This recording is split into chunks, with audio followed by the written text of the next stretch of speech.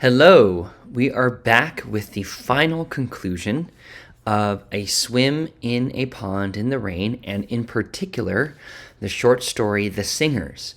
So far, we've finished this Russian short story by Ivan Turgenev, and right now, the author of the book, or the compiler of the book, George Saunders, is providing his final thoughts on the actual book, his commentary. And so, where we've gotten so far with George's commentary is many of his students who, for him, he considers The Singers to be a masterpiece. And in his actual course, the same response every semester happens from his students, which is, this was a long and boring short story. Wow, Ivan certainly gave us a lot of backstory. I'm not sure I really understood this short story. And so that's how George says he knows it's going to be a great semester. And that's because The Singers provides a different way of storytelling in some cases where we're given so much backstory from these characters.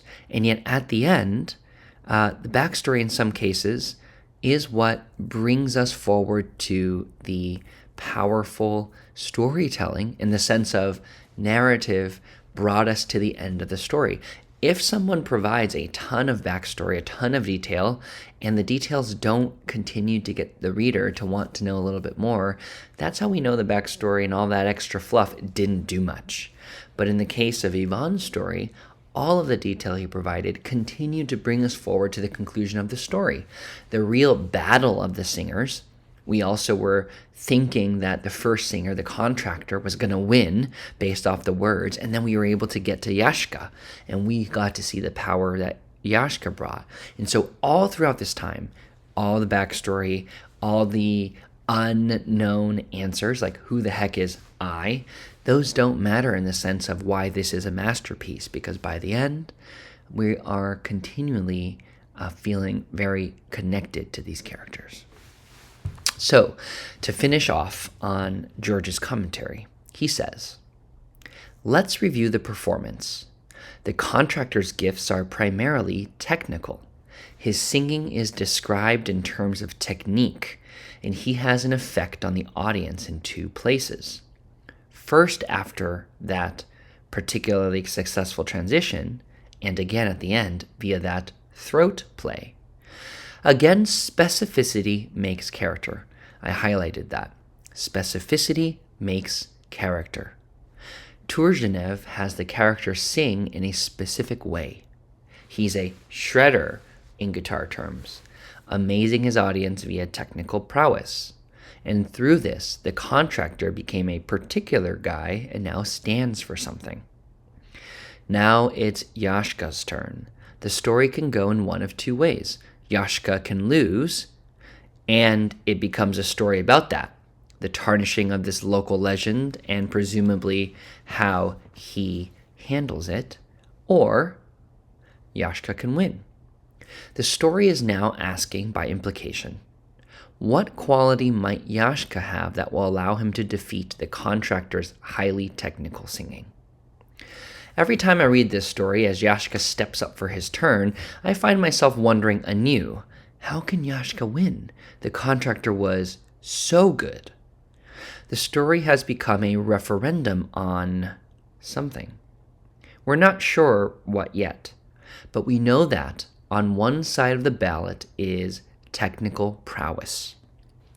And to be clear, I'm not saying that after a first read, we're really even aware of this. I think actually we're not. We just have a feeling that the contractor has set a high bar, and we're wondering, geez, how is Yashka going to top that? And now we again closely watch Turgenev describe some singing to see what he wants us to make of it. Yashka starts nervously. His first note was faint and uneven. It seems to have come floating into the room by accident, the opposite of technical prowess. We may feel, Yashka's choking. But then this trembling ringing note had a strange effect on us all. We glanced at one another, and Nikolai's wife suddenly drew herself up to her full height. This song is mournful. Its lyrics held up against those of the contractor's song are less confident, more admitting of ambiguity. Across the fields many a path is winding. Because we're wondering how Yashka can win, this line might suggest some gentler Russian version of "There's more than one way to skin a cat." Yashka's singing is not perfect. His voice is broken and cracked, and it has an unhealthy note to it, but also genuine deep passion and youthfulness and strength and sweetness. Soon Yashka is overcome by ecstasy. He seems to lose awareness of himself and his audience, gives himself up entirely to his feeling of happiness. And we recall that a parallel moment, the moment of greatest power in his performance. The contractor let himself go in good earnest and produced that memorable series of flourishes and tongue clickings. He didn't lose himself or forget his audience or surrender to a feeling. Sensing victory, he unleashed a higher level arsenal of charming tricks. He acted at his audience rather than upon them. Then something lovely happens. In the story, and in Turgenev's telling of it, just after Yashka gives himself up entirely to his feeling of happiness, the narrator suddenly comes back into the story as a personal presence after a long absence. He's been mostly gone since that moment when he noticed himself being noticed. Inspired by Yashka singing, he remembers something, a great white seagull. At the word seagull, we might visualize soaring seagull flying overhead, but no, the seagull the narrator remembers is sitting motionless. And somehow, in that moment of correction, I always see the seagull clearly. Its silky breast turned toward the scarlet radiance of sunset, and now and then, spreading out its long wings toward a familiar sea, toward the low blood-red sun. We might, at this point, recall some earlier birds in the story, those doleful rooks and crows, those fighting sparrows. This seagull is a freer species of bird, far from this crummy, sweltering little town, out in some cool, clean ocean air. Unlike those local birds, it's not suffering.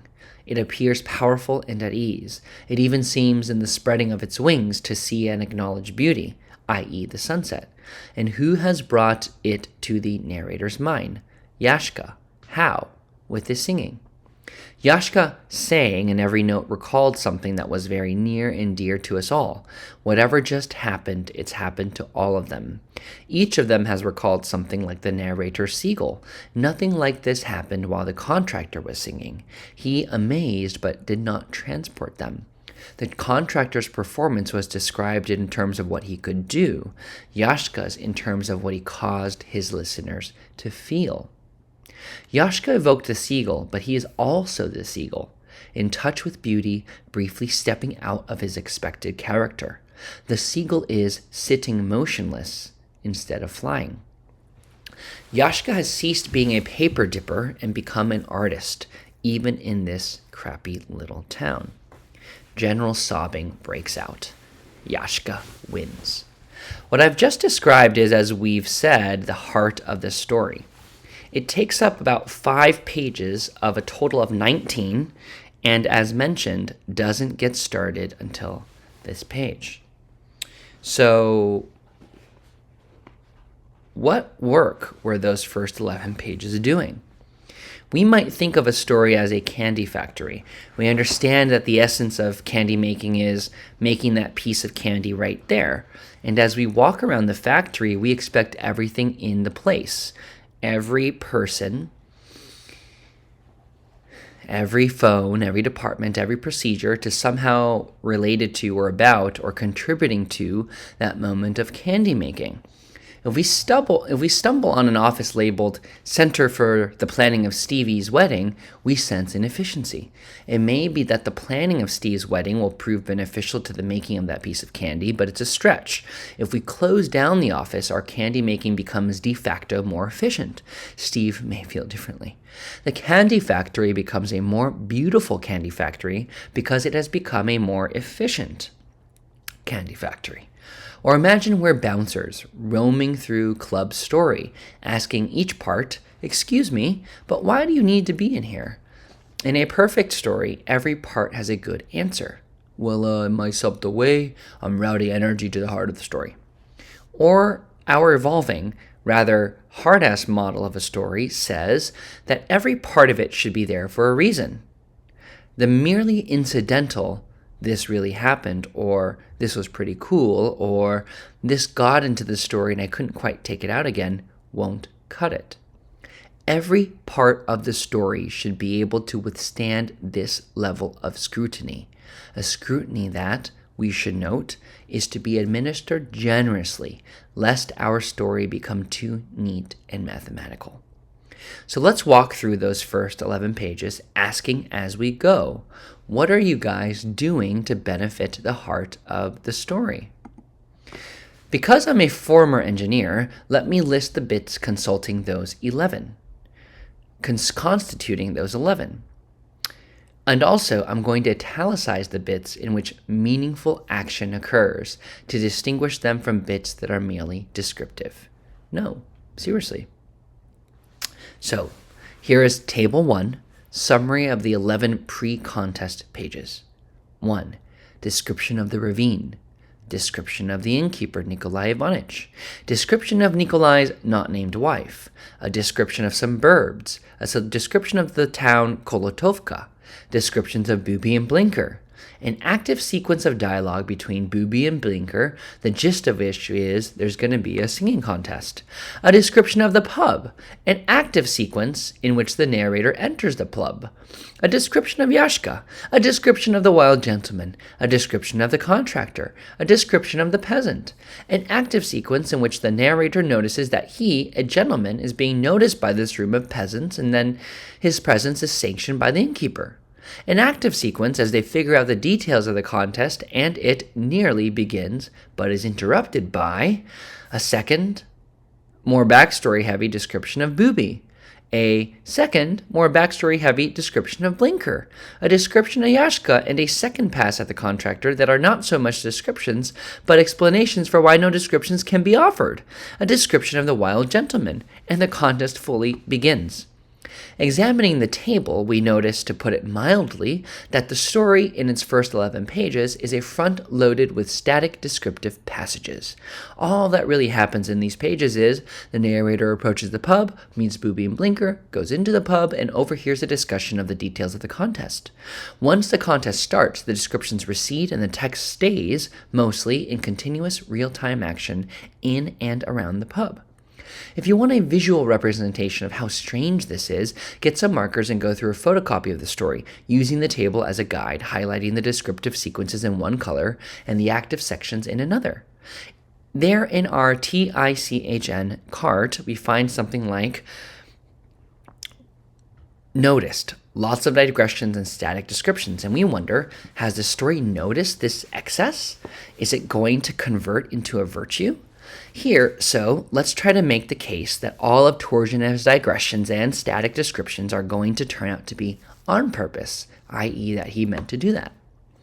Referring again to Table 1, we see most of the static descriptions are of people.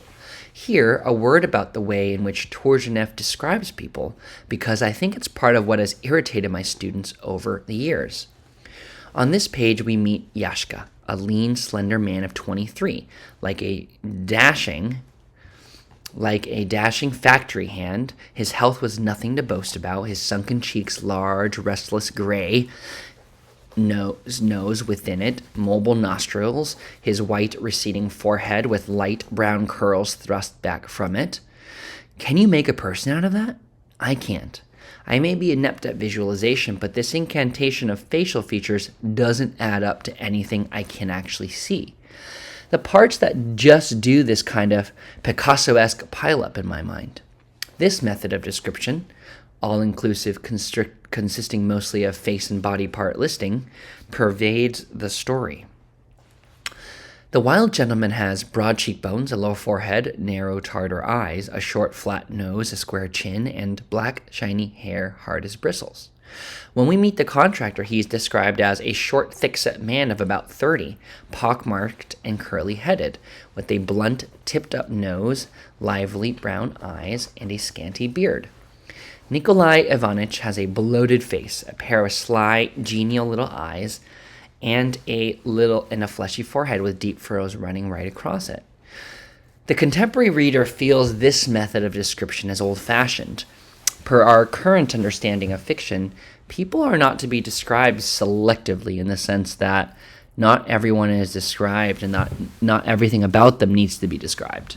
We expect description to be somewhat minimal and serve a thematic purpose, whereas Turgenev seems to be describing things just because they're there. This method seems to date from a time when stories were understood to serve as a more documentary function. Turgenev was a member of the nobility and, like narrator, would go on hikes into the countryside to hunt. The book in which the singers first appeared, A Sportsman's Sketches, was a groundbreaking work of the literary anthropology that afforded the literati a look at how these people, i.e. rural peasants, lived. Turgenev was praised at the time for the sensitivity and compassion of his portrayals and for their realism. The narrator's aristocratic positioning explains the earlier mentioned moment on page 7. My arrival, I could see it, as first disconcerted Nikolai Ivanitch's guests a little, but observing that he bowed to me as an old acquaintance, they set their minds at rest and paid no more attention to me. So this description of the cozy corner was intended for people who'd maybe never been inside such a place. I don't expect many of my readers have had on occasion to look into a country pub.